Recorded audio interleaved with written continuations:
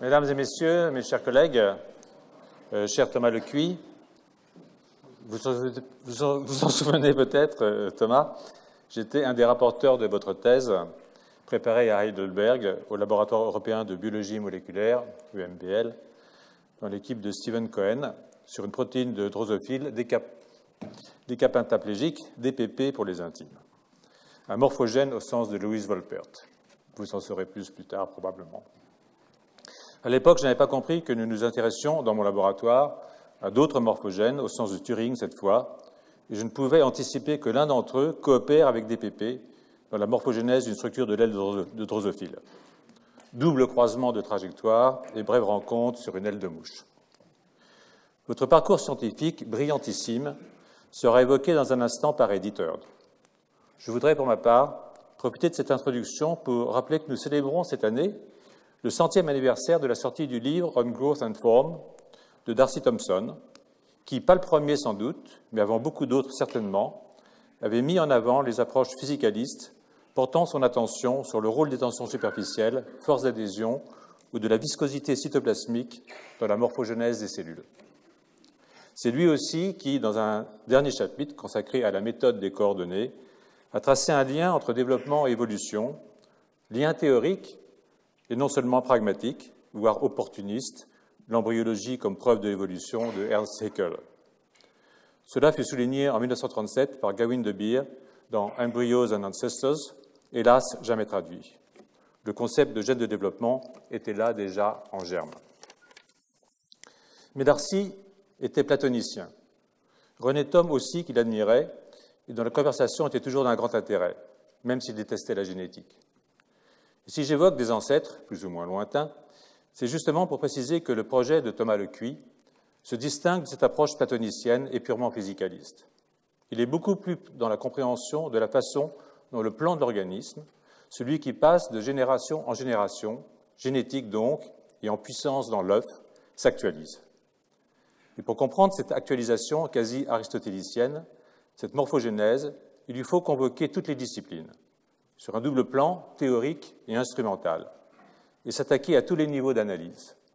On trouve donc dans ces travaux la volonté d'une approche multi-échelle, molécules, gènes, protéines, organelles, cellules, organes, organismes, qui convoque la physique, celle classique, qui joue avec les forces macroscopiques, mais aussi, approche pluriéchelle oblige, la physique statistique. Sans faire l'impasse sur les autres disciplines, biochimie, biologie cellulaire, embryologie, génétique, la liste est ouverte.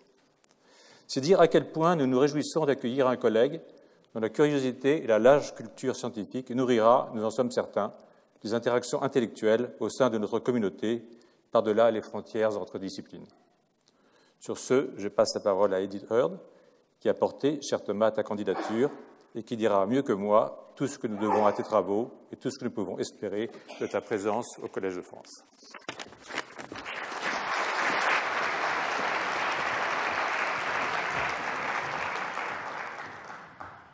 Chers collègues, mesdames et messieurs, c'est un très grand plaisir d'introduire aujourd'hui Thomas Lecuy, professeur titulaire de la nouvelle chaire Dynamique du vivant. La recherche que tu mènes avec brio, cher Thomas, depuis le début de ta carrière, se situe aux frontières de la biologie du développement, de la biologie cellulaire et de la biophysique. Elle est soutenue par ton intérêt de longue date pour la morphogénèse et pour tous les aspects de l'organisation de la dynamique des tissus biologiques. Comment la forme d'un tissu émerge-t-elle de la dynamique des cellules qui le composent, du jeu des forces mécaniques qu'elles génèrent et de celles qu'en retour elles subissent? Comment les tissus restent-ils structurellement cohérents et physiologiquement fonctionnels alors qu'ils seraient modèles en profondeur par le remplacement des cellules ou leur déplacement? Ces questions anciennes prennent un tour nouveau alors que sous l'impulsion des chercheurs originaux, dont tu es un des représentants les plus brillants, on cesse aujourd'hui d'appréhender les organismes uniquement comme des assemblages de parties en interaction, pour les analyser comme des systèmes complexes en interaction avec leur environnement. Comprendre l'émergence de formes au cours du développement suppose d'identifier les mécanismes génétiques, biochimiques et physiques qui gouvernent les mouvements cellulaires. C'est dans ce contexte que ton travail a contribué à l'apparition d'une nouvelle approche mécanistique, j'ose le terme de mécanobiologie, qui cherche à comprendre comment les cellules et les tissus répondent aux conditions mécaniques de leur environnement. En collaboration étroite avec des physiciens, tu as en effet apporté des contributions majeures à la compréhension des processus mécano-biologiques. Un exemple en est la démonstration que les forces contractiles sont organisées spatialement et temporellement à l'échelle cellulaire et que cette dynamique spatio-temporelle gouverne l'orientation et l'irréversibilité des remodelages tissulaires. L'ensemble de tes travaux illustre comment l'organisation d'un système biologique à une échelle donnée émerge des interactions dynamiques aux échelles inférieures. Ces dynamiques s'enchaînent comme des poupées russes et impliquent des processus multiples qui mettent en jeu les différents niveaux d'interaction entre forces physiques et processus biochimiques et contribuent à l'émergence et au maintien des formes vivantes. Cette approche multi-échelle et pluridisciplinaire a permis de proposer un modèle général de la morphogénèse basé sur le concept physique de tension de surface et articulant les rôles disjoints mais complémentaires de l'adhérence et de la tension mécanique au niveau cellulaire. Ainsi, à toutes les échelles, un flux d'informations contrôle la dynamique interne des structures biologiques et orchestre les processus morphogénétiques du développement. Ancien élève de l'École normale supérieure, tu as suivi un parcours brillant et très international. D'abord un master avec Claude Desplan à Rockefeller University, ensuite à l'EMBL à Heidelberg, où tu as effectué ta thèse dans le laboratoire de Steve Cohen en 1998, et à Princeton pour ton stage postdoctoral avec Eric Wieschaus, prix Nobel de physiologie et médecine en 1995. De retour en 2001, tu t'installes à l'IBDM à Marseille, où depuis tu animes une équipe. Avec ton énergie incroyable, tu partages tes connaissances et ton enthousiasme pour la biologie à travers le monde, en passant de Marseille à l'Inde, où tu as vécu pendant 1 an à Bangalore pour élargir tes horizons et tes collaborations, ou encore à Santa Barbara, où tu organises des écoles d'été en biophysique dans le cadre du prestigieux Kavli Institute. Louise Wolpert, un de tes héros, je crois, disait que l'étape le plus importante de la vie n'est ni la naissance, ni le mariage, ni la mort, mais la gastrulation de l'embryon, au cours de laquelle le jeu des forces physiques est d'ailleurs essentiel. L'analogie vaut ce qu'elle vaut, mais l'étape que tu franchis aujourd'hui reste de grande portée symbolique dans la vie d'un collégien. Alors, comme cela fut chanté à Louise Wolpert pour son 60e anniversaire, Happy Gastrulation, cher Thomas, nous sommes impatients de t'écouter.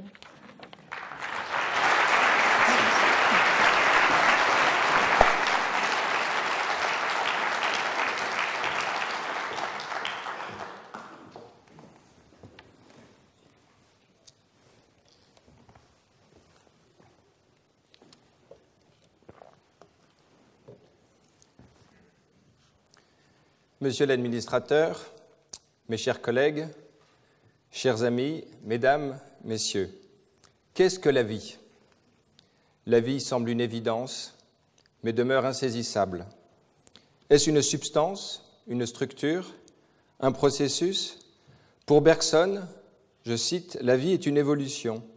Le corps change de forme à tout instant. Ce qui est réel, c'est le changement continuel de forme. La forme n'est qu'un instantané pris sur une transition. » Ces mots soulignent une propriété centrale du vivant, à savoir une puissance interne de transformation, de mouvement et d'évolution, une dynamique propre. Elles nous posent aussi 2 redoutables questions. Quelle est l'origine de cette dynamique ? Comment penser l'ordre et la permanence des formes vivantes, la nôtre en particulier, au regard des dynamiques qui caractérisent leur développement, leur organisation sans cesse renouvelée et leur histoire. Ainsi, les espèces biologiques, longtemps pensées selon un schéma fixiste, se transforment et évoluent sur des millions d'années. L'être humain renouvelle la plupart de ses cellules non neuronales en moins de 10 ans, certains organes comme l'intestin en 5 jours. Chaque cellule remplace la plupart de ses constituants moléculaires en quelques heures. Enfin, chaque organelle cellulaire renouvelle ses composants en quelques minutes ou secondes. Erwin Schrödinger, dans son livre « What is Life ?», oppose la stabilité des formes, comme le prognatisme de la lignée des Habsbourg, et les fluctuations stochastiques à l'échelle atomique et moléculaire que modélisait la physique statistique à la fin du XIXe siècle et auxquelles doit être sujette l'information chimique du vivant et de l'hérédité. Comment l'organisme et toute structure biologique gardent-ils un état physiologique constant, une homéostasie? D'où vient la géométrie stable du vivant dès lors qu'un courant de matière traverse l'organisme, le renouvelle dans sa substance, comme le dit si bien Claude Bernard? Comment l'ordre biologique émerge-t-il du chaos présent à l'échelle moléculaire? Les innovations révolutionnaires en microscopie ces 20 dernières années ont mis à jour l'ampleur insoupçonnée de ces dynamiques et, comme nous le verrons, donnent de comprendre à nouveau frais la spécificité de la matière vivante et de son auto-organisation complexe. L'intelligence peine à saisir les multiples dynamiques du vivant, tant la fixité des représentations construites par notre cerveau est un outil puissant pour appréhender la diversité du monde perçue par nos sens. Il est encore plus difficile de comprendre l'alliance paradoxale d'une organisation fixe et d'une dynamique incessante. En décidant de créer la chaire dynamique du vivant, l'Assemblée des professeurs a reconnu l'importance de ce paradoxe et perçu que celui-ci invitait à rechercher le quid proprium de la matière vivante et de son organisation dans ses caractères dynamiques. La leçon inaugurale de ce soir se donne pour objet d'illustrer et d'approfondir cette idée. Je remercie du fond du cœur, éditeur, de m'avoir accordé sa confiance et d'avoir présenté et soutenu la création de cette chaire et ma candidature avec patience, délicatesse et énergie. Alain Prochian, par son intelligence toujours aux aguets, son humour et son écoute, et vous tous, chers collègues, pour votre accueil chaleureux et votre ardente curiosité. Ma présence parmi vous m'est un très grand honneur et me réjouit profondément. J'ai une pensée particulière pour toutes celles et ceux à qui je dois de me présenter devant vous ce soir. Je retiens de mes maîtres Claude Desplan, Stephen Cohen et Eric Wieschaus la vivacité et la créativité de leur esprit scientifique, mais aussi leur générosité, leur passion et leur bienveillance. Mes étudiants, chercheurs postdoctorants, ingénieurs et collaborateurs, au premier rang desquels Pierre-François Laine, physicien, m'ont donné de partager la soif de comprendre, le doute et, au détour de chemins d'errance, la joie aussi de la découverte et des portes ouvertes sur un nouvel inconnu. Je salue enfin mon épouse Marie, mon soutien constant, qui, par son dynamisme et sa confiance, m'a insufflé l'esprit d'aventure et le courage d'aller toujours plus avant. S'offre à moi, dorénavant, un programme colossal dont je mesure bien l'ampleur. Je me vois à la suite de prédécesseurs admirés, en particulier Nicole Ledouarin, titulaire de la chaire d'embryologie cellulaire et moléculaire. Le Collège de France a accordé une place importante à l'étude de la formation des organismes. Ce que l'on appelait jadis théorie de la génération devint au XIXe siècle l'embryologie expérimentale ou comparée. À partir des années 80, sous l'impulsion de la génétique moléculaire, on parlait d'embryologie cellulaire et moléculaire, puis de biologie et de génétique du développement, enseignée dans ces murs par Spyros Artavanis. L'intitulé « Dynamique du vivant » marque une rupture et un élargissement thématique et méthodologique. Nous verrons en effet dans cette leçon comment l'étude du développement des organismes s'est d'abord nourrie d'autres domaines des sciences biologiques, en particulier de la biologie cellulaire, puis de manière plus décisive des sciences physiques expérimentales et théoriques. Ce cadre interdisciplinaire a profondément changé notre compréhension des systèmes vivants. L'ancrage de la biologie dans la chimie, l'œuvre majeure du siècle passé, a permis l'essor des approches et des modèles à l'échelle moléculaire. On peut citer la découverte de la structure d'ADN, des bases moléculaires de l'hérédité et du dogme central de la biologie moléculaire formulé par Crick. Mais un système vivant est un assemblage dynamique auto-organisé dont la compréhension appelle des outils théoriques inconnus de la plupart des biologistes. Ces outils ont été développés principalement par la physique statistique pour étudier les propriétés collectives de la matière. Pierre-Gilles de Gennes, titulaire de la chaire physique de la matière condensée, en offre un exemple éloquent. Les biologistes doivent beaucoup à celui qui inspira et forma une génération de physiciens qui ouvrit les yeux sur certaines propriétés remarquables de la matière vivante. Par ailleurs, les biologistes ont accédé récemment à une description quasi exhaustive des composants chimiques de la matière vivante, de son organisation multi-échelle et de ses dynamiques internes, sans laquelle le physicien serait démuni. Nous évoquerons la fécondité nouvelle des rapprochements récents entre biologistes et physiciens. Après un siècle de révolution biochimique, il y a lieu de penser que ce siècle pourrait être celui de la physique du vivant. Ce propos pourrait éveiller le scepticisme des biologistes qui, bien que ne doutant pas du caractère physique de la matière vivante, récusent néanmoins la possibilité de rendre compte de son fonctionnement singulier selon les modèles quantitatifs et prédictifs de la physique. Au XVIIe siècle, pourtant, la physique, science qui a pour objet la connaissance des choses naturelles selon le dictionnaire de l'Académie française en 1694, recouvrait l'étude des corps inertes comme des corps vivants. La biologie, comme science autonome, n'existait pas encore.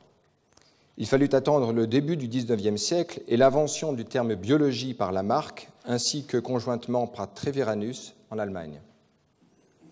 La philosophie naturelle de Galilée, puis de Leibniz et Newton, célèbre la possibilité d'énoncer les lois physiques de la nature en langage mathématique. Parcourons ensemble, à très grands pas, l'évolution des modèles physiques de la matière vivante. L'enjeu fut de penser l'autonomie des sciences du vivant et, par-delà les méthodes scientifiques, la spécificité ontologique du vivant par rapport à un corps inerte. Y a-t-il unité matérielle du monde naturel entre la matière inerte et la matière vivante ? Y a-t-il aussi unité des lois physiques du monde ou faut-il invoquer des forces propres vivants ? Quel est le propre du vivant ? La philosophie matérialiste des atomistes antiques, Leucippe, Démocrite et Épicure, décrit un univers composé d'atomes et de vides dont les combinaisons produisent la diversité des structures. Ces arrangements sont soumis au hasard des interactions alimentées par des mouvements tourbillonnaires incessants. Le jeu des forces brutes est donc à l'œuvre dans toute la matière inerte et vivante. Si Aristote partage l'idée d'une continuité matérielle dans le monde, il invoque en revanche la forme comme principe supérieur de détermination de la matière. L'âme constitue la forme et le principe interne du mouvement du corps vivant. Le corps est organisé, c'est-à-dire littéralement l'instrument de l'âme. Cette dualité matière-forme eut une influence durable jusqu'au XVIIe siècle. Avec Descartes, et plus généralement dans le cadre mécaniste galiléo-cartésien, toute la substance étendue, y compris donc la matière vivante, obéit à une représentation géométrique. C'est une matière passive dont l'organisation et le mouvement résultent de ces lois mécaniques régissant les collisions entre éléments matériels, suivant le principe d'inertie. La vie n'est donc pas une instance autre que la matière, elle est une simple propriété de certains corps plus particuliers qui sont sur la Terre, de nature purement physique. Dans ce contexte, la dynamique du vivant n'existe pas en tant que telle, car elle se réduit à une cinématique mathématisable purement déterministe. Leibniz et Stahl s'opposent au strict mécanisme cartésien, mais ils le font de manière fort différente. L'animisme stahlien conçoit la vie comme une force extérieure à la matière, si opposante et résistante à la mort. Pour Stahl, médecin allemand contemporain de Leibniz, et tout le courant vitaliste qui le suit, le principe organisateur de la vie est transcendant, immatériel et non mécanique. Leibniz, lui, premier inventeur et utilisateur du terme de dynamique, ouvre la voie d'une philosophie rationaliste dépassant le mécanisme, sans le nier, où les éléments premiers de la réalité auraient une activité propre et ne seraient pas seulement caractérisés par leur étendue géométrique. Il affirme l'intelligibilité mathématique du monde et défend à ce titre l'unité et la continuité au sein du monde naturel. Ainsi, il n'y a pas d'opposition véritable entre la matière inerte et vivante, seule une différence de degré d'organisation les distingue. La matière inerte est dynamique, de manière infinitésimale.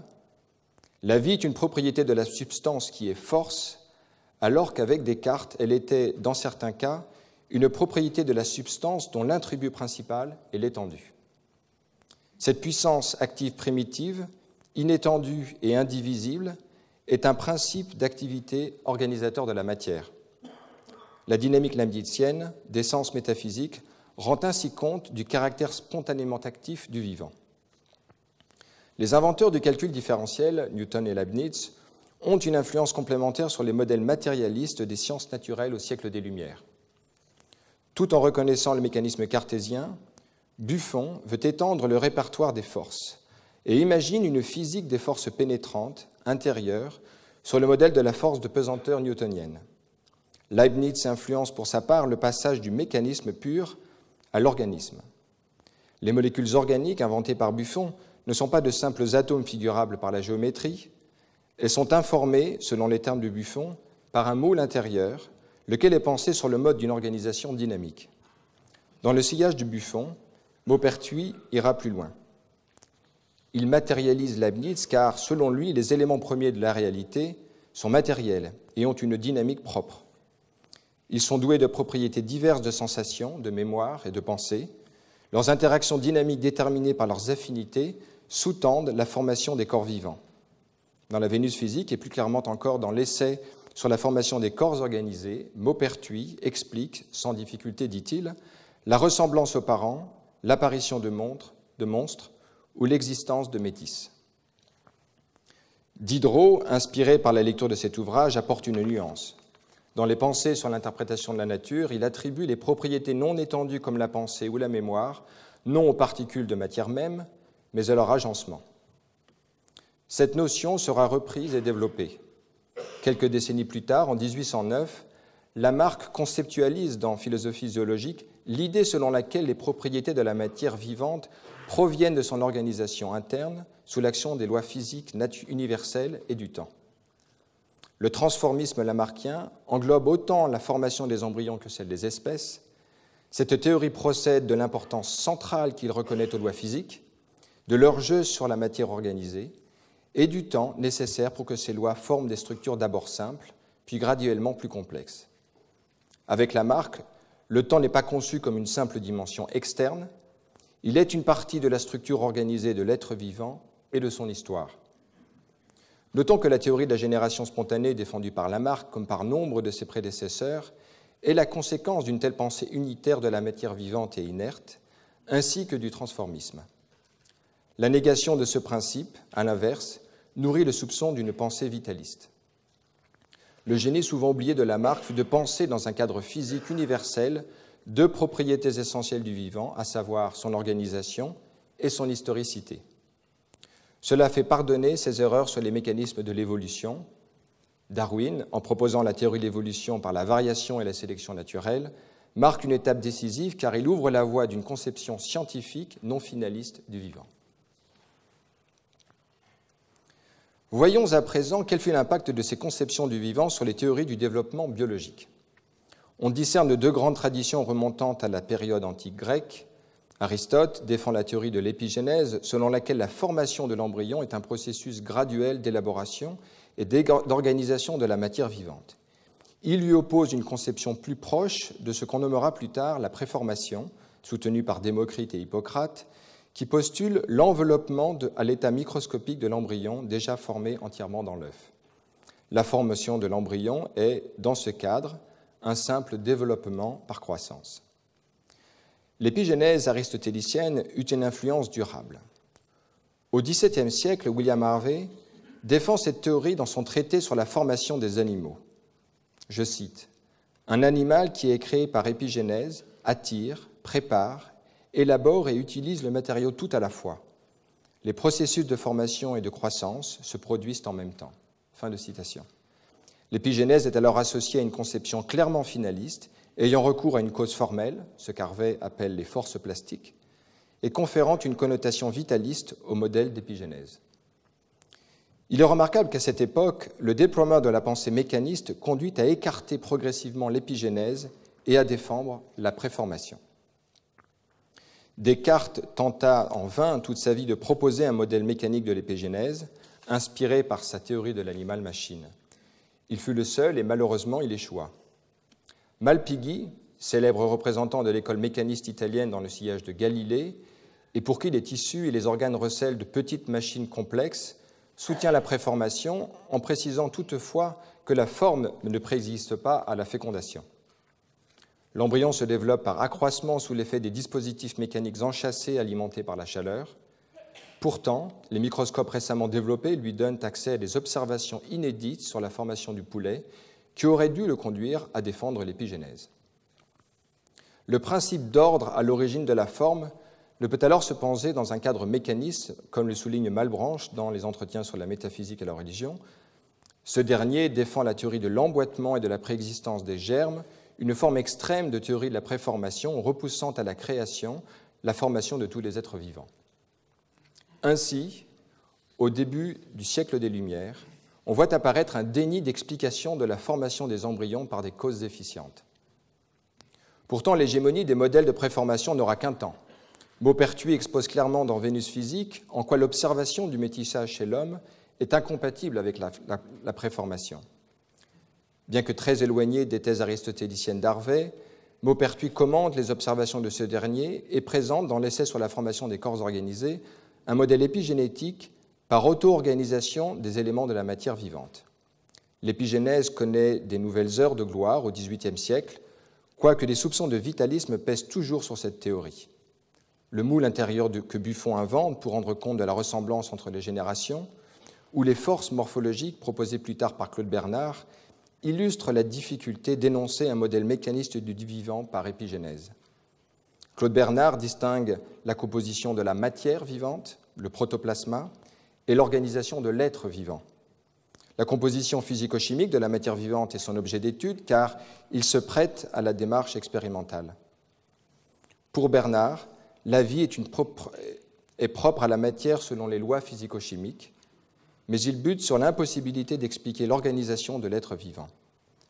Il invoque pour cela des forces morphologiques qu'il distingue des forces physico-chimiques, flirtant aussi avec des idées néo-vitalistes. Il manque hélas à Claude Bernard la théorie chromosomique de l'hérédité qui, sous l'impulsion de Theodore Boveri et de Walter Sutton, vit le jour peu de temps après, en 1902. Les grandes figures fondatrices de l'embryologie du XIXe et du début du XXe siècle, à savoir les Allemands Karl von Baer, Ernst Haeckel et ses disciples William Roux et Hans Driesch, soutiennent très naturellement l'épigénèse. Cela tient pour beaucoup aux observations remarquables offertes par la microscopie. Arrêtons-nous un instant sur les tensions entre Roux et Driesch, car elles sont très révélatrices de l'opposition entre mécanisme et vitalisme. Roux base ses recherches sur l'Entwicklungsmechanik, la mécanique du développement. Il observe que l'ablation de la moitié des 2 ou 4 cellules de l'embryon de grenouille conduit à la formation de demi-embryons. Ainsi, conclut-il, les cellules sont déterminées dès ce stade. Cette théorie mosaïque de l'épigénèse fut réfutée bientôt par Driesch au moyen d'expériences sur l'oursin. Driesch constate qu'un seul blastomère au stade 2 ou 4 cellules se développe en un embryon intégral, révélant ainsi ses propriétés totipotentes. Hans Spemann, son disciple, confirmera les travaux de Driesch et les généralisera. Mais Driesch, vitaliste, se réfère à l'antéléchie aristotélicienne pour expliquer ses observations. Spemann lui-même, qui propose en 1925 avec Hilde Mangold le concept de centre organisateur, reprenant une idée originale d'Ethel Brown, est lui aussi néo-vitaliste. Il observe que la greffe de la lèvre dorsale du blastopore d'un embryon de grenouille induit la formation de siamois, c'est-à-dire la duplication de l'axe antéro-postérieur et dorsoventral. Ce phénomène d'induction montre qu'un groupe de cellules organise à distance le développement d'autres cellules. Cependant, en raison de son néo-vitalisme, il ne recherchera pas la nature chimique de l'information produite par le centre organisateur, d'autres le feront à sa place. Au début du XXe siècle, armé d'une théorie cellulaire et d'une théorie chromosomique de l'hérédité, on entrevoit enfin l'apparition d'un modèle mécanique de l'épigénèse développementale. Boveri montre que des anomalies de ségrégation chromosomique dans des œufs d'oursin doublement fécondés induisent des perturbations développementales. Ainsi, les chromosomes contiennent une information morphogénétique. Le principe d'ordre n'est pas une instance extérieure, immatérielle, mais une information immanente à la matière vivante, de nature chimique, transmise de génération en génération par les cellules germinales et les chromosomes qu'elles contiennent. Le développement embryonnaire, à l'instar de l'origami qui doit sa forme à une séquence précise d'opérations mécaniques de repliement, repose sur 4 notions: l'espace, le temps, l'information et la mécanique. Voyons maintenant la nature complexe de cette information avant d'étudier dans un second temps la mécanique physique qu'elle contrôle.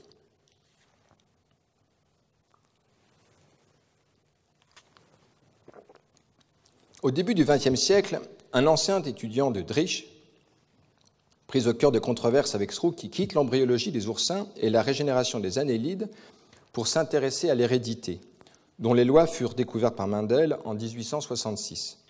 Il s'agit de Thomas Hunt Morgan. La redécouverte en 1900 des lois oubliées de l'hérédité mendélienne marque un tournant majeur.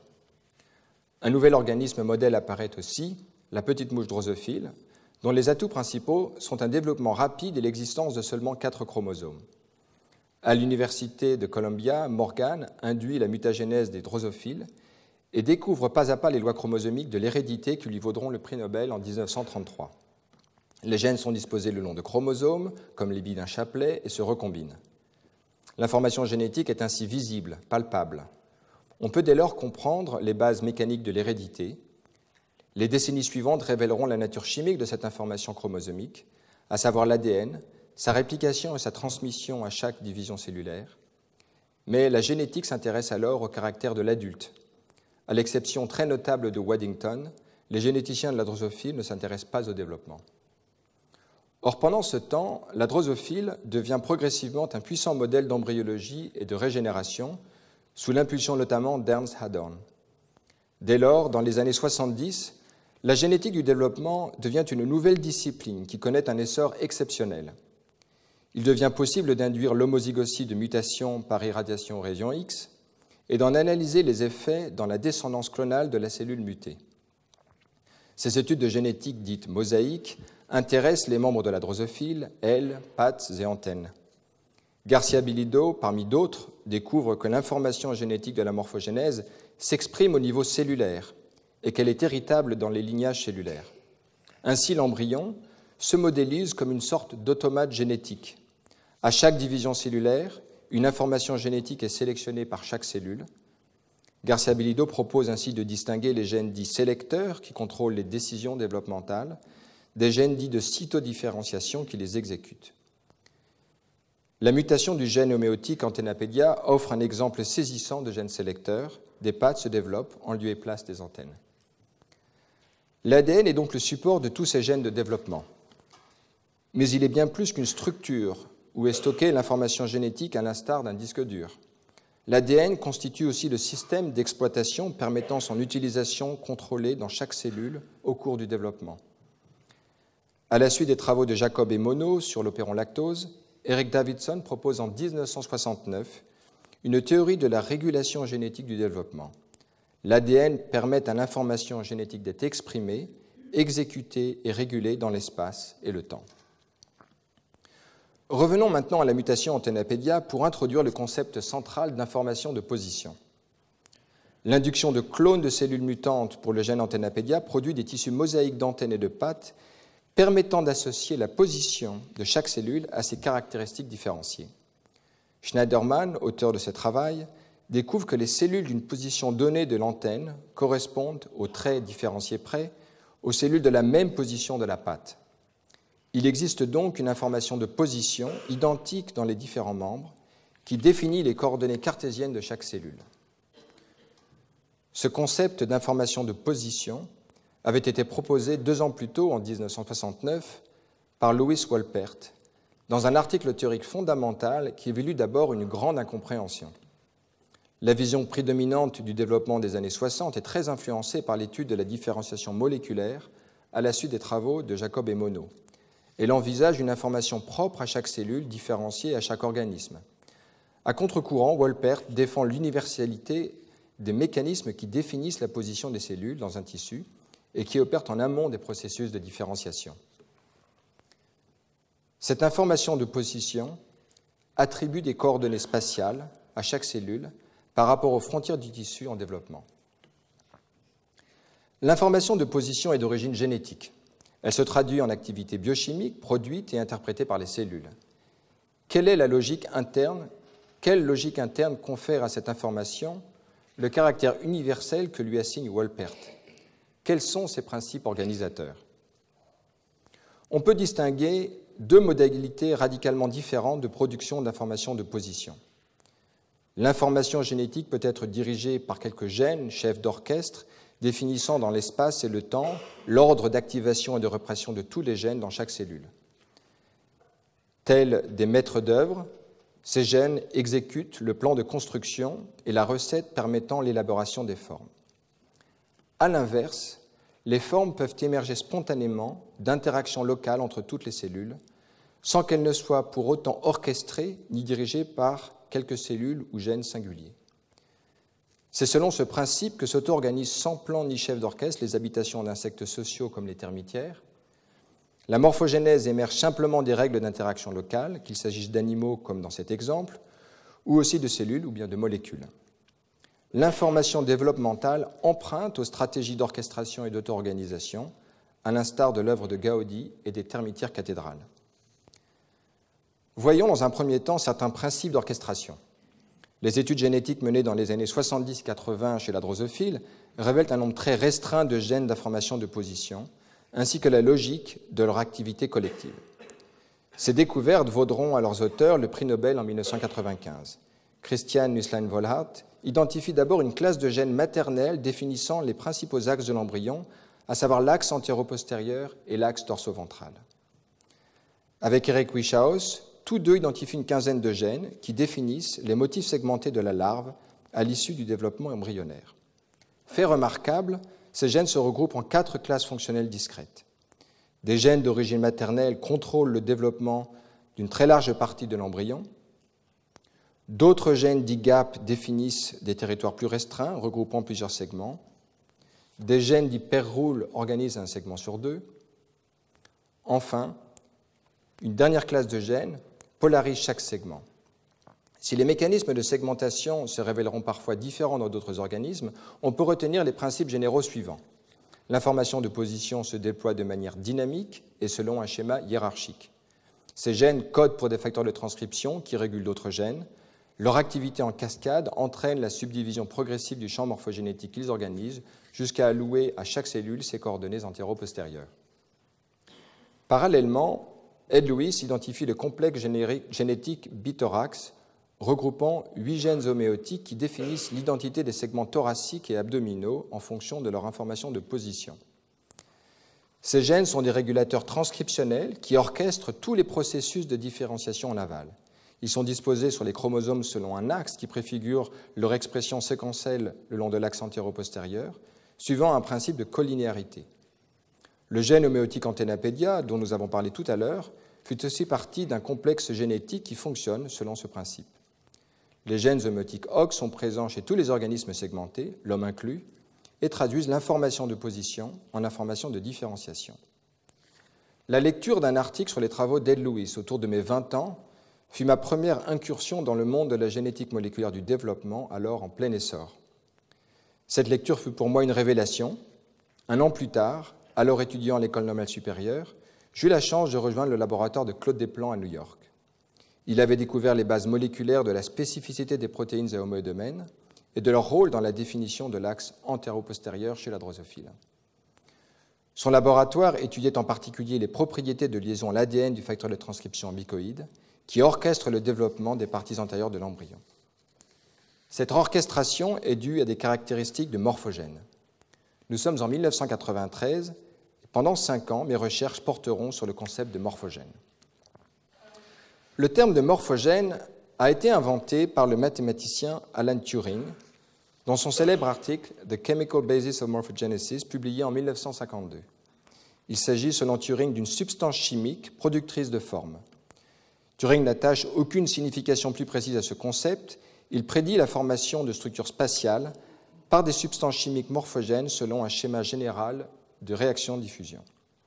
Ce concept se précise bientôt dans le cadre du modèle d'information de position de Wolpert. Bien que Wolpert n'utilise pas le terme de morphogène, il propose qu'un gradient d'information de position dans un tissu, caractérisé par la concentration locale d'une substance, définit les coordonnées spatiales d'une cellule par rapport aux extrémités du champ morphogénétique. Francis Crick prédit que la diffusion d'une molécule depuis une source peut constituer un gradient de concentration à une échelle de temps compatible avec les processus morphogénétiques. Le concept de morphogène prend dès lors le sens qu'il a encore aujourd'hui. En 1971, dans un article publié avec Crick, Peter Lawrence étudie la polarisation cellulaire chez les insectes et analyse sa réorganisation consécutive à une rotation de fragments de cuticules. Il distingue la valeur scalaire et la valeur vectorielle du morphogène le long du gradient d'activité. La concentration en tout point du gradient de morphogène donne une information de position dans un tissu et définit différents états cellulaires. la pente locale du gradient polarise chaque cellule. Ainsi, le gradient de morphogène donne une information de position et un potentiel de polarisation. Nusslein, Vollard et Driver identifient en 1988 chez la drosophile le premier morphogène. Il s'agit de bicoïde. Ce facteur de transcription active différentes cibles transcriptionnelles dans différents territoires embryonnaires. Ainsi, le gradient de morphogène convertit une information continuellement décroissante en domaine discret qui régionalise l'embryon. Un enjeu majeur des années 90 est la découverte de morphogènes dans les tissus multicellulaires. Bicoïde, en effet, est un exemple singulier de morphogène, agissant dans un large syncytium semblable à une grande cellule. Mon travail de thèse chez Steve Cohen à Heidelberg me donne l'occasion de démontrer l'existence de morphogènes au cours du développement des ailes et pattes de drosophiles. Les propriétés organisatrices de plusieurs molécules venaient d'être établies. Ainsi, le facteur de croissance DPP induit la duplication des ailes lorsqu'il est exprimé de façon ectopique. Dans des conditions normales, DPP est exprimé dans les domaines restreints au centre de l'aile. J'ai tout d'abord montré que DPP organise l'axe antéro-postérieur de l'aile au cours du développement du tissu primordial, appelé disque imaginal, en agissant directement à distance depuis sa source. J'ai montré que DPP induit l'expression de deux gènes cibles selon le modèle du gradient de morphogène théorisé par Wolpert. Ces gènes sont exprimés dans les domaines discrets et l'étendue de leur domaine d'expression dépend de la concentration locale du morphogène. DPP présente un gradient d'activité dont la forme est régulée par l'expression de son récepteur, lequel est réprimé par DPP et forme un gradient inversé. En réprimant son récepteur, DPP étend son champ d'action, car le récepteur limite sa diffusion ou son transport dans le tissu. On a ainsi l'exemple d'un système ligand-récepteur formant un morphogène. Des résultats analogues ont montré que l'action combinatoire de deux morphogènes, DPP et Wingless, au cours du développement de la patte, définit l'information proximodistale des cellules. L'information de position résulte de l'action coopérative de deux morphogènes, laquelle présente une symétrie axiale par rapport au centre du disque imaginal de la patte, alors que dans l'aile, le morphogène, DPP, agit selon une symétrie bilatérale. Mes travaux me conduiront ensuite à approfondir et renouveler certaines notions associées au concept de morphogène et prenant en compte la croissance du tissu dans lequel le morphogène agit. Le tissu était généralement considéré comme statique alors qu'il connaît une croissance en réponse même à l'action du morphogène DPP. Comment l'information morphogénétique apportée par ce morphogène est-elle influencée par la croissance du tissu, et notamment le fait que les cellules s'éloignent de la source au fur et à mesure que le gradient agit? J'ai montré que la transcription de certains gènes induits dans l'aile ou dans la patte sont mémorisés et perdurent au cours de la croissance. Cet effet de mémoire contribue à la transmission à distance de l'action du morphogène. Par ailleurs, l'établissement graduel de motifs développementaux sous l'action du morphogène est corrélé à la croissance du tissu et celle-ci affecte la forme du gradient d'activité. Ces travaux mettent ainsi en évidence le couplage toujours peu compris entre les dynamiques de signalisation de morphogènes et de croissance. L'étude de morphogènes est toujours très active aujourd'hui et s'articule autour de questions de portée générale. Comment l'information des gradients est-elle lue? Quelle est la précision de l'information et de leur mesure? Quelles propriétés confèrent aux gradients de morphogènes une invariance d'échelle? Comment un morphogène contrôle-t-il la croissance des tissus qu'il organise? Ce domaine de recherche a grandement tiré profit des apports des sciences physiques et des mathématiques qui énoncent des modèles dynamiques enrichis par les données biologiques quantitatives. J'aimerais à présent évoquer les modèles d'auto-organisation, selon lesquels l'information de position émerge d'interactions locales. On peut en voir une illustration remarquable dans le modèle de réaction-diffusion de Turing. Dans sa formulation la plus simple, un activateur autocatalytique active aussi son propre inhibiteur. Si le coefficient de diffusion de l'inhibiteur est plus grand que celui de l'activateur, alors les solutions numériques des équations différentielles associées donnent naissance à des motifs stationnaires comme des bandes ou à des ondes progressives. Hans Meinhardt, réinventeur de ces systèmes dynamiques, a approfondi l'étude de modèles de réaction-diffusion. Un exemple frappant de motif de Turing se rencontre dans la pigmentation des animaux, des poissons, au pelage des mammifères, en passant par les motifs de coquillage. Pour ces derniers, les ondes progressives de pigmentation sombre se propagent au travers de la croissance du coquillage. On voit dans ces exemples comment des structures complexes émergent de simples règles locales d'interaction entre deux composés chimiques. L'auto-organisation de structures dynamiques dans l'espace est aussi au cœur des processus de segmentation chez les vertébrés. L'horloge de segmentation découverte par Olivier Pourquier et ses collègues à la suite d'un article théorique de Zeeman et Cook, inspiré de la théorie des catastrophes, produit une à une les somites, les précurseurs de vertèbres. Cette horloge résulte des oscillations cohérentes d'expression génétique dans le mésoderme présomptif, à l'origine d'ondes progressives de transcription. La mise en place de la polarité planaire chez tous les organismes pluricellulaires offre un autre exemple éloquent d'auto-organisation. La polarité planaire est une propriété vectorielle de chaque cellule dans un tissu, comme l'orientation de structures différenciées, soit les ailes de mouche, le pelage des vertébrés ou la cochlée, mais aussi l'orientation de processus dynamiques, comme la division cellulaire et la croissance. Après la découverte du phénomène de polarité planaire par des généticiens dans les années 80, ce processus a livré ses mystères par l'identification de molécules responsables de la brisure de symétrie dans chaque cellule. Ces molécules comportent des interactions activatrices et inhibitrices aux interfaces cellulaires qui produisent spontanément une asymétrie locale et sa propagation globale dans le tissu. Notons que dans ce cas, l'alignement cohérent des asymétries auto-organisées peut exploiter l'activité d'un gradient de morphogène dont la dérivée en tout point apporte un biais de polarisation. Ainsi, orchestration et auto-organisation constituent des modalités souvent conjointes de l'information développementale. Le livre de François Jacob, La logique du vivant, conclut « Maintenant le monde est message, code, information ».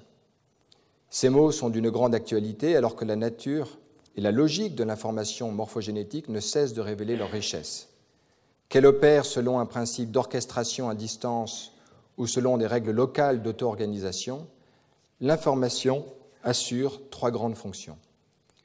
Une fonction de régionalisation caractérisée par la définition de territoire par subdivision progressive, une fonction de polarisation par l'orientation de processus cellulaires dynamiques, une fonction de temporalisation, enfin, par laquelle s'établit l'ordre temporel des processus. Si, comme nous l'avons vu, l'information développementale est de nature chimique, n'oublions pas que les lois de la physique, et en particulier celles de la mécanique, sont au cœur des interactions locales et à distance entre structures biologiques, de l'échelle moléculaire à l'échelle tissulaire et des organismes. Voyons à présent comment s'articulent les contraintes mécaniques et le contrôle au cours de la morphogénèse.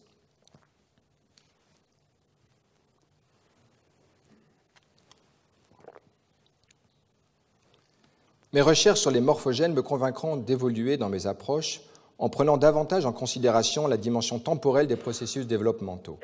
L'information de position opère de manière concrète dans chaque cellule, dont la taille, la forme, les propriétés mécaniques et la dynamique ne peuvent être ignorées. J'ai rejoint l'équipe d'Eric Wieschaus à Princeton en 1998 avec le projet d'étudier la dynamique de la membrane et du cytosquelette d'actine dans l'embryon de drosophile. Eric Wieschaus était déjà l'un des pionniers de l'étude génétique de la gastrulation, un processus morphogénétique complexe et important dans l'embryon précoce. J'ai alors mis au point des méthodes de microscopie par fluorescence pour suivre en temps réel la dynamique de la membrane en suivant le processus de cellularisation par lequel se forment les 5000 cellules épithéliales de l'embryon. J'y ai développé une intuition des comportements dynamiques de la cellule dans un embryon vivant.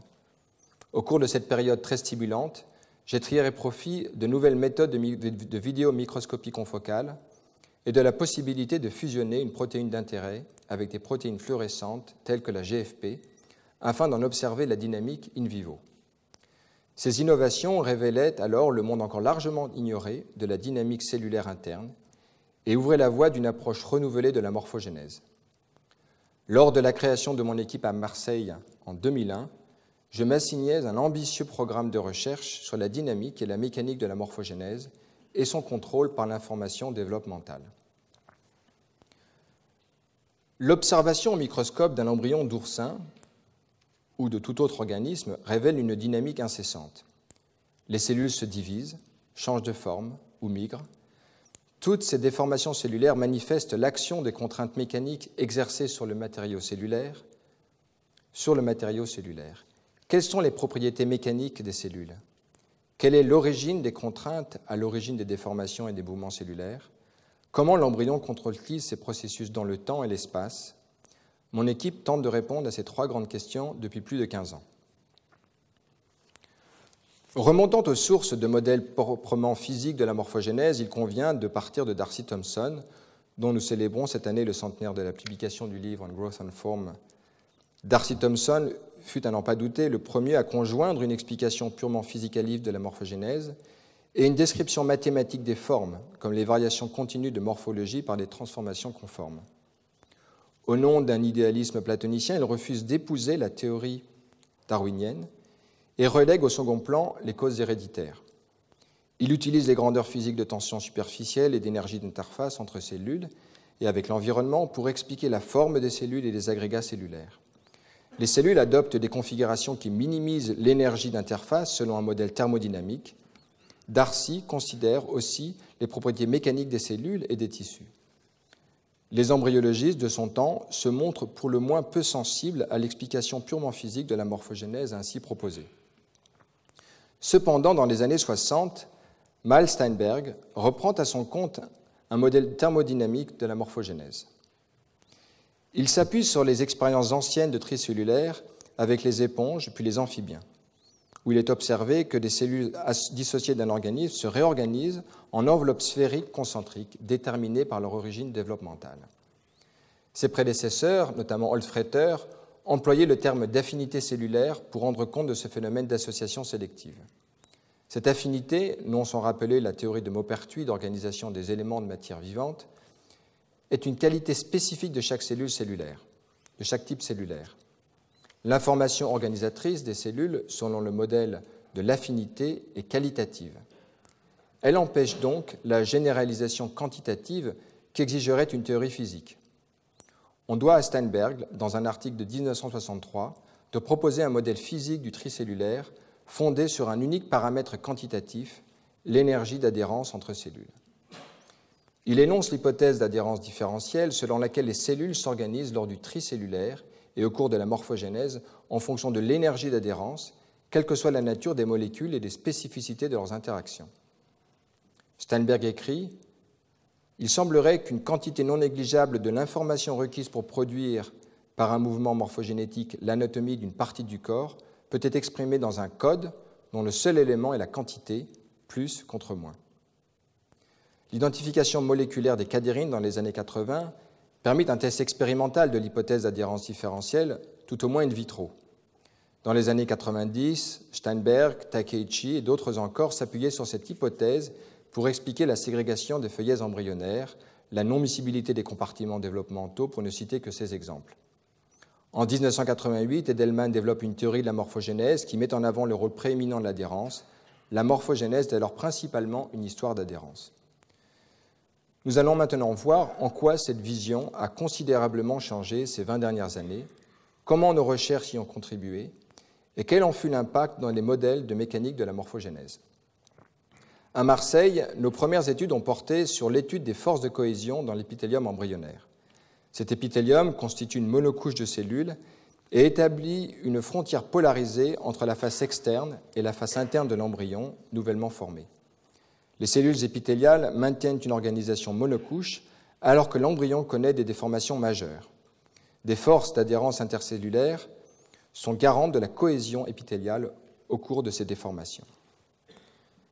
Dans un épithélium, l'adhérence intercellulaire est souvent concentrée au pôle apicolatéral des cellules. Elle repose sur la distribution polarisée de molécules d'adhérence appelées cadérines, en particulier l'eucadérine. L'eucadérine, à la surface d'une cellule, interagit directement avec l'eucadérine d'une cellule voisine par l'intermédiaire de son domaine extracellulaire. Ces interactions dites homophiliques sont à l'origine des forces d'adhérence et assurent la cohésion de l'épithélium.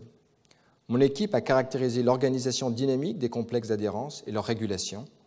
Ces études se sont enrichies de collaborations particulièrement stimulantes avec mes collègues Pierre-François Laine, physicien à Marseille, et Jitu Mayor à Bangalore, où j'ai passé une année sabbatique en 2011.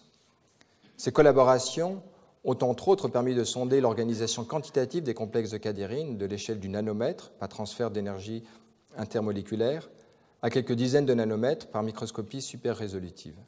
Le cadérine n'est pas distribué de manière homogène et forme des agrégats, dont la taille et la localisation, la mobilité, sont régulées de façon locale. Nous avons montré que cette régulation est multiple. Le cytosquelette d'actine stabilise ces complexes et les immobilise. L'endocytose membranaire réduit leur taille. Le réseau biochimique de polarisation cellulaire et les forces mécaniques ont des effets variables dont la caractérisation demeure encore incomplète. Nous avons notamment confirmé la nature directe du couplage mécanique entre les complexes d'adhérence et les forces de tension contractile subcellulaire, à une époque où ce couplage était remis en question.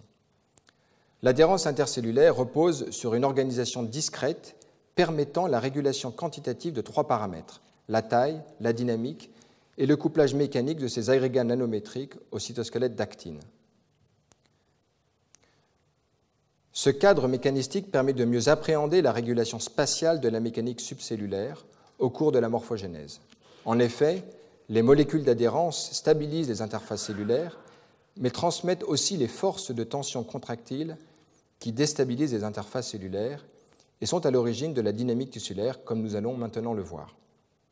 La nature discrète des complexes de cadérine a donc pour conséquence l'action localisée des forces d'adhérence et des forces de tension contractile, et donc de compartimenter, pour ainsi dire, la mécanique cellulaire. Par ailleurs, des mesures sur molécules individuelles conduites par plusieurs chercheurs indiquent que l'affinité d'interaction entre molécules intercellulaires est très faible. La concentration de ces molécules dans des agrégats de taille discrète permet donc de créer des complexes où l'affinité d'interaction intercellulaire est localement supérieure de plusieurs ordres de grandeur à celle du monomère. On peut ainsi modéliser les échanges incessants entre molécules diffusant dans la membrane et molécules agrégées en complexe comme une transition de phase permettant la formation en quelques minutes de points d'adhérence capables de stabiliser une interaction entre deux cellules. Comme on le voit, l'adhérence intercellulaire constitue une colle aux propriétés dynamiques très riches qui font l'objet d'actives recherches. Les forces d'adhérence stabilisent donc les interfaces cellulaires et expliquent la géométrie polygonale de leur organisation, telles des bulles de savon. La minimisation de l'énergie des interfaces cellulaires, suivant un modèle thermodynamique, peut expliquer en grande partie la forme des cellules. Mais les épithélias sont extrêmement dynamiques. De nouvelles méthodes de microscopie nous ont permis d'en prendre toute la mesure.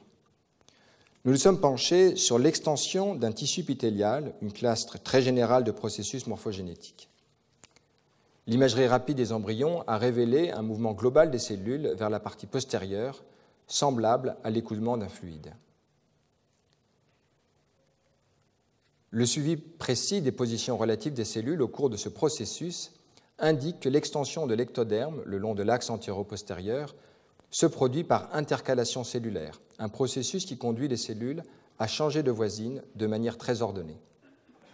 L'absence de migration individuelle dans la population de cellules et le caractère coordonné de l'ensemble du processus ont porté notre attention sur une analyse plus locale, centrée non pas sur la géométrie polygonale des cellules, mais sur la topologie de leurs interfaces. En effet, les cellules perdent d'abord leur contact avec leurs voisines antérieures et postérieures et établissent ensuite de nouveaux contacts avec leurs voisines dorsales et ventrales. Nous avons donc mis en évidence des réarrangements topologiques irréversibles. De surcroît, ces réarrangements sont polarisés dans le plan de l'épithélium.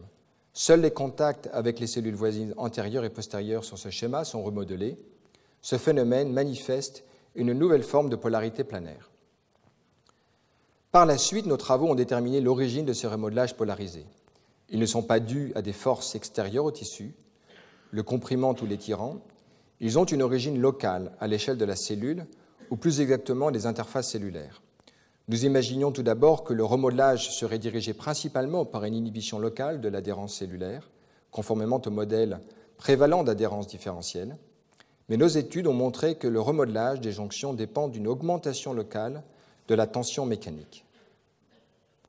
L'enrichissement du moteur moléculaire myosine 2 aux interfaces entre cellules déstabilise ces jonctions par les forces de traction qui exercent le réseau contractile d'actomyosine sur les complexes d'adhérence. Ainsi, la localisation de myosine 2 est polarisée dans le plan de l'épithélium et induit un remodelage polarisé des jonctions cellulaires en modulant la tension mécanique à ces jonctions. Des expériences d'ablation au laser du cortex d'actomyosine, en collaboration avec Pierre-François Laine, ont montré que la polarité planaire de myosine 2 induit en effet une anisotropie de tension aux jonctions cellulaires. Les cellules brisent ainsi la symétrie de leur géométrie polygonale. Quelle est l'origine de ce processus remarquable? Nous avons montré que la polarisation locale de la mécanique cellulaire est contrôlée par la polarisation globale de l'embryon. L'expression ordonnée des gènes per-rule, dont nous avons parlé plus tôt, définit une information de position qui est ainsi à l'origine d'une information d'interface cellulaire qui polarise les cellules. Comparons maintenant l'extension de l'ectoderme avec l'invagination de tissus embryonnaires. Extension et invagination constituent deux classes très générales de processus morphogénétiques. L'invagination épithéliale, processus abondamment étudié par Eric Wieschaus et Maria Leptin, requiert la constriction apicale des cellules par l'activité contractile de myosine 2, recrutée apicalement dans les cellules. Ainsi, une régulation subcellulaire de la localisation de myosine 2 dans les cellules épithéliales induit une polarisation différente des forces contractiles et des déformations cellulaires différentes. Des forces isotropes apicales induisent des déformations géométriques, la constriction apicale des cellules et l'invagination tissulaire. En revanche, des forces anisotropes induisent des réarrangements topologiques, l'intercalation cellulaire et l'extension globale du tissu. Ces travaux ont suscité un grand intérêt pour trois raisons principales. Tout d'abord, ils réduisent fortement la complexité de l'allongement d'un tissu à une simple transition topologique des interfaces cellulaires. De plus, ces travaux révèlent une organisation dynamique nouvelle, à savoir une information de polarité planaire qui contrôle le remodelage ordonné des contacts cellulaires. Ils ouvrent ainsi la voie d'une caractérisation des mécanismes reliant la polarité embryonnaire et la polarité cellulaire. Enfin, ces travaux ont établi le rôle central de la tension mécanique dans le remodelage des contacts cellulaires et la plasticité tissulaire. Dès lors, la plasticité et l'organisation tissulaire ne sont plus simplement expliquées par les forces d'adhérence, mais aussi et surtout par les forces contractiles. Nous avons proposé en 2007 un modèle général de la morphogénèse basé sur la notion de physique de tension de surface, articulant les rôles conjoints de l'adhérence et de la tension mécanique au niveau cellulaire. Ce modèle permet de dépasser celui d'adhérence différentielle, lequel ignorait le rôle de la tension corticale dans la tension de surface intercellulaire et intertissulaire. Bien qu'il s'agisse d'un modèle thermodynamique et qu'à ce titre il ne peut en droit rendre compte de la dynamique réelle des processus, il prédit néanmoins correctement, sur de longs temps, les transitions successives de configuration cellulaire. De nombreuses études ont depuis généralisé l'idée selon laquelle la distribution des forces contractiles est prédictive des déformations géométriques ou topologiques à l'échelle cellulaire et tissulaire. Les modèles thermodynamiques de la morphogénèse souffrent du défaut majeur de ne pas rendre compte de la dynamique réelle des processus biologiques. Nos recherches depuis 2010 ont révélé l'ampleur de ce problème et nous ont amenés à renouveler notre compréhension de la dynamique cellulaire et tissulaire. Un système vivant n'est pas simplement défini par son énergie, contrairement à la matière inerte. C'est un système hors équilibre dissipatif unique où les flux énergétiques sont organisés et maintenus par l'information biologique au niveau moléculaire, par opposition au système dissipatif où ces échanges se produisent aux frontières du système, comme dans les convections de Rayleigh-Bénard. Ainsi, les moteurs moléculaires tels myosine 2, dont nous avons vu l'importance en morphogénèse, convertissent grâce à l'hydrolyse d'ATP l'énergie chimique en énergie mécanique et violent le bilan détaillé des réactions moléculaires. Ils maintiennent hors équilibre le cytosquelette d'actomyosine, composé de filaments d'actine, déformé par l'activité motrice du moteur myosine 2. Ces dernières années, les physiciens Jacques Praud et Jean-François Joigny ont développé avec Sriram Ramaswamy et Cristina Marchetti la théorie de la matière active qui explique entre autres l'émergence de la contractilité au sein des réseaux d'actomyosine et l'hydrodynamique de ces systèmes. Elle constitue le cadre théorique idéal pour appréhender la dynamique des processus morphogénétiques, notamment ceux dont je vais maintenant parler. De nouveaux microscopes offrant une vitesse d'acquisition d'images à haute résolution spatiale ont révélé une dynamique contractile insoupçonnée au cours de l'intercalation cellulaire et dans d'autres processus morphogénétiques. Comme le montre ce film, la surface apicale des cellules connaît des déformations pulsatiles spectaculaires. Ces déformations sont induites par la contraction semi-périodique du réseau d'actomyosine apicale. L'observation détaillée de ces déformations révèle des écoulements internes du réseau contractile, à savoir une convergence locale des moteurs myosine 2 et des filaments d'actine lors de la formation d'une pulsation contractile.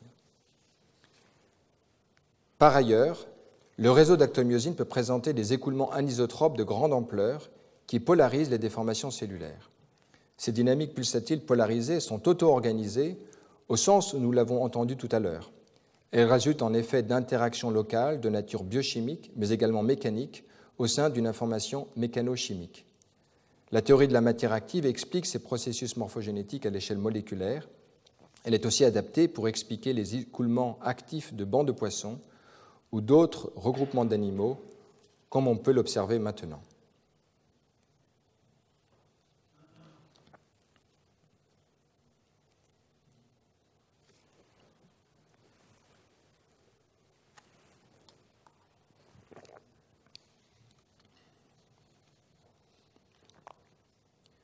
Pulsation, écoulement. Les systèmes contractiles forment aussi des vagues, se propageant de proche en proche dans les cellules ou dans les tissus épithéliaux. On peut observer sur ce film récent de notre laboratoire l'activation de proche en proche du réseau d'actomyosine, visible en vert, dans les cellules de l'épithélium dorsal. Une vague contractile se propage dans le tissu et induit une vague de constriction cellulaire à l'origine de l'invagination du tissu. Cette vague contractile requiert aussi une information de nature mécanochimique, à savoir un réseau biochimique d'activation et des rétroactions mécaniques qui l'alimentent et la propagent. Les cellules d'un organisme présentent donc un large répertoire de dynamiques contractiles au cours des processus morphogénétiques. La comparaison de l'invagination et de l'extension de l'épithélium embryonnaire révèle une stratégie commune reposant sur l'alternance entre déformation et stabilisation des formes cellulaires. Eric Wieschaus et ses collègues ont montré la contraction pulsatile des cellules au cours de la constriction apicale. Nous avons montré un même processus au cours de l'intercalation. Dans les deux cas, les cellules présentent des déformations périodiques et une phase subséquente de stabilisation des formes, selon un processus de cliquet mécanique qui confère l'irréversibilité au processus macroscopique. L'investigation des processus morphogénétiques doit prendre en compte, par-delà les forces contractiles, les propriétés mécaniques du matériau cellulaire. Or, la rhéologie de la matière vivante est riche. Au temps court, quelques minutes, les cellules et les tissus sont des matériaux élastiques dans lesquels les déformations sont proportionnelles aux contraintes et réversibles. Au temps plus long, on peut observer une gamme de comportements dissipatifs, par définition irréversibles, reflétant la viscosité interne du matériau cellulaire et tissulaire. Par exemple, le réseau contractile d'actomyosine offre une résistance à la vitesse de déformation imposée par les moteurs myosine 2. La viscosité des réseaux d'actomyosine dépend de la dynamique de renouvellement de ses composants, en particulier des filaments d'actine. La dynamique de la matière vivante rend ainsi compte de ses propriétés mécaniques.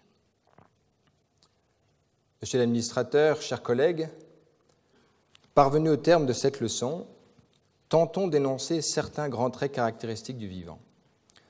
Les dynamiques du vivant se déclinent au travers de 4 notions d'espace, de temps, d'information et de mécanique. L'étude de la biologie du développement de la cellule et l'organisme nous enseigne que le langage pour décrire et comprendre les formes vivantes est de nature mécanochimique. L'environnement interdisciplinaire des sciences du vivant, à la croisée des sciences biologiques, physiques, computationnelles et des mathématiques, offre le cadre le plus adapté pour déchiffrer ce langage. Nous entrons avec lui dans une ère nouvelle où l'on peut entrevoir une compréhension plus quantitative et, j'en formule l'espoir raisonné, sans doute plus prédictive aussi des systèmes vivants. Mes cours dans ces murs me donneront l'occasion de rechercher les principes généraux de l'information biomécanique au cœur des dynamiques de transformation, de croissance et de renouvellement de la matière vivante à travers plusieurs échelles d'organisation. À n'en pas douter, déchiffrer ce nouveau langage permettra aussi une compréhension renouvelée et approfondie des processus pathologiques, car tous proviennent d'une altération des contrôles et des contraintes biomécaniques. Le propre du vivant est à rechercher au cœur de ces dynamiques internes. Celles-ci se déploient dans l'espace et le temps, aux différentes échelles d'organisation, des assemblages moléculaires aux ensembles des cellules formant nos tissus et nos organes. L'information biomécanique structure dans l'espace le déploiement irréversible de ces processus. Cette information est bien sûr ancrée dans la chimie des interactions moléculaires, et elle suit aussi les lois physiques de la thermodynamique et de la mécanique statistique. L'information biomécanique est unique car elle est l'objet d'une lente évolution, de génération en génération, conférant aux machines moléculaires telles les moteurs leurs structures asymétriques et leur grande efficacité énergétique. L'évolution inscrit en outre dans le génome les règles fondamentales de déploiement dynamique de l'information morphogénétique, selon les lois de la physique dans l'espace physique des cellules et des tissus. La vie déploie ses formes dynamiques dans un entre-deux. Le monde stochastique des interactions moléculaires, sans lesquelles la vie ne serait pas, et des mutations sans lesquelles la vie ne serait que morne répétition. Mais aussi le monde déterminisme des lois génétiques et des lois physiques, sans lesquelles il n'y aurait pas d'ordre. Entre les deux, la vie se révèle fragile mais certaine, créatrice, mais ne faut-il pas s'en réjouir, imprévisible aussi. Je vous remercie.